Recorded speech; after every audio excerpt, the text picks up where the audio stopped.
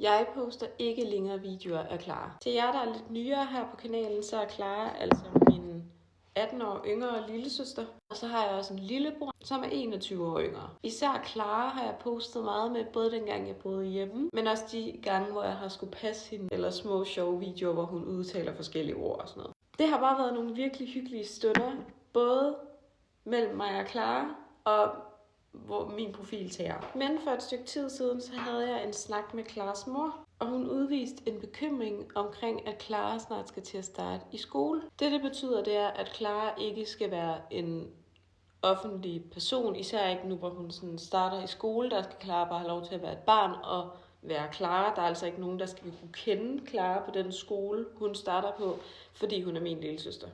Hun skal ligesom vokse op, være et barn, og kun det. Og det havde jeg selvfølgelig ikke selv tænkt over, fordi jeg er voksen, og jeg oplevede først at være en lidt offentlig person, da jeg var voksen. Jeg har selvfølgelig ikke tænkt over, at folk de kan genkende Clara.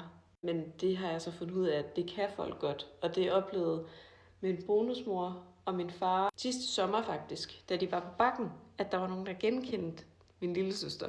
Og det går selvfølgelig ikke. Og det er jeg super enig med Claras mor om. Det var simpelthen forklaringen. Tusind tak, fordi I så med.